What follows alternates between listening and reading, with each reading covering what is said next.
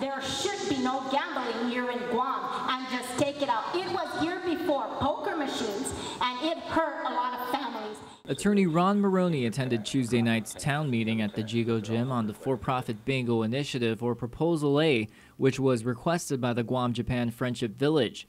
He explained to a little over a dozen people that attended that he is not an investor of the group, but was asked to look over the Legalization of Bingo Act on behalf of them. He notes the language of the initiative is an easy read from a legal perspective, and a lot of misinformation is circulating around. Most of this bill is written in pretty plain English, and we think anybody can read this bill, and they would know if they did that the claim that this is going to enable slot machines to come into Guam to be clearly untrue. This was the first time someone representing the proponents spoke to the public after several months of silence. Maroney emphasizes the initiative is definitely not about slot machines, but traditional bingo. This is the traditional notion of bingo, exactly as it's played in the various municipalities and at the various churches for fundraising. People have cards, people play against each other. The first one to get the required set of numbers wins. Maroney also revealed the primary investor of the Guam-Japan Friendship Village is a Mr. Hisamoto, and he's interested in a long-term lease of the Guam Greyhound facility. He says he will be coming to Guam in a few days. However, Maroney is not clear if this is the same Takami Hisamoto that appeared in May when the initiative was first filed. He will be here in a few days, and I know he'll be making the rounds, probably the other mayor's meetings and Rotary clubs and chamber meetings.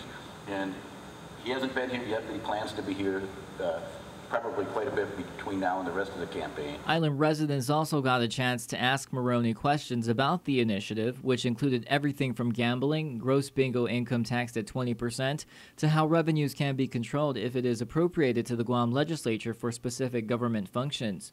Maroney responded as best as he could. Pass this initiative, and you say in here this money is supposed to be spent according to the way the law said it's supposed to be spent, and your public officials somehow choose to spend the money a different way, then I think it would be time to bring that to their attention. But that's not all island residents had to say. You are proposing something that is so vague, the people don't even know who owns this company or who are the people behind it. It's only now that we found out that they are represented by you. Okay? You guys are talking about 20%, 50%, and the laws and everything. But not one of you are here today, besides you, and you're a lawyer. It's the same garbage. And as for the ghost proponents, and having all the taxpayers pay for this documents to go out into the community, that's rather disingenuous. And who in the heck is a ghost proponent to be dictating what tax you pay? The public law says non-profit bingo is authorized. So the loophole exists that all these commercial entities that are establishing bingo on island are using as a front the non-profit license, which is a tax-exempt certificate. In the end, Keep Guam Good Representative Jackie Murati pointed out while Maroney took time to attend this meeting, Guam still doesn't know who is behind this act, and that something is wrong when it's easier to introduce an initiative on Guam than to open a checking account. This is a law that we're going to support and we're going to vote for. Shouldn't we know who wrote it?